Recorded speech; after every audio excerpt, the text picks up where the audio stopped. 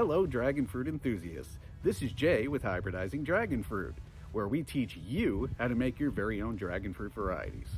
Today's tip of the day is about canopy grafting. This is a concept that isn't nearly as widely known as I had originally thought, and I know this is a method that will help you immensely in getting your dragons to flower in record time. So, what is canopy grafting? Let me explain in greater detail. Most people learn to graft in the traditional way, using a mature rootstock of a variety that grows well in your climate and is roughly around 12 inches or so in length. This is a fairly ideal situation for grafting a mature scion and will even work with seedlings as well. But if you do plan on grafting your seedling hybrids, there's a much better way. What you want to do is wait until your rootstock puts out a new growth about a few inches long, like this right here. Then you're going to want to cut that in half. Now this is where you should graft your seedling instead. Because the new growth from your mature rootstock has young cells, just like the ones in your seedling, the graft will heal even faster and provide the best connection so your graft has the best chance possible.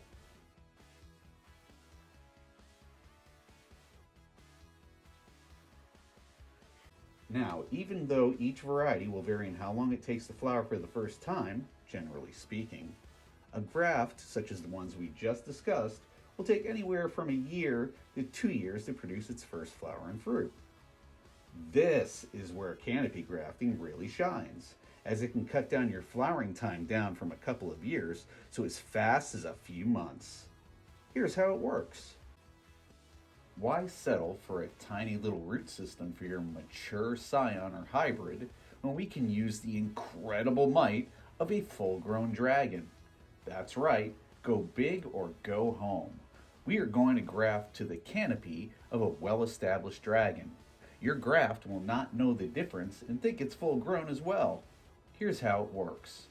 If you are grafting a mature scion to your canopy, you will want to select a branch from your canopy that is similar in thickness and in maturity. This will make for a solid connection when it comes time to tape it down tightly. If you are grafting a seedling, however, you will want to select a branch that is fairly young.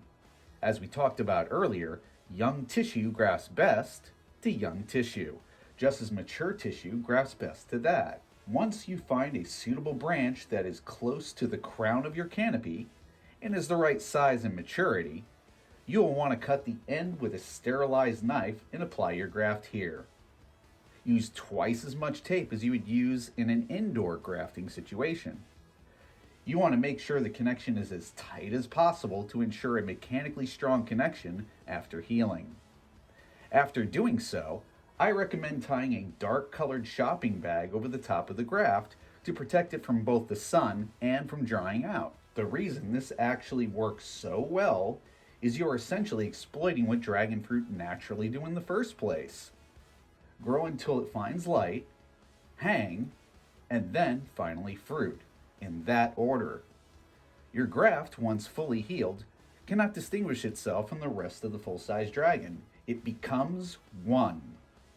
It has full access to the roots, the nutrients, and even the structure it needs to fruit, an already hanging branch. Canopy grafting can cut your fruiting time down from a couple of years to just a few months.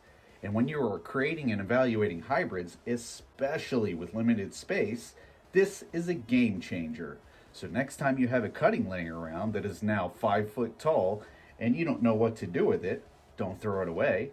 Canopy graft right to the top of it and shortcut your way to some quick fruit. If you'd like to learn more about creating your own dragon fruit hybrids, please give us a thumbs up, a subscribe, and be sure to join our Facebook group at facebookgroups.com/hybridizing dragon fruit. Grow something amazing.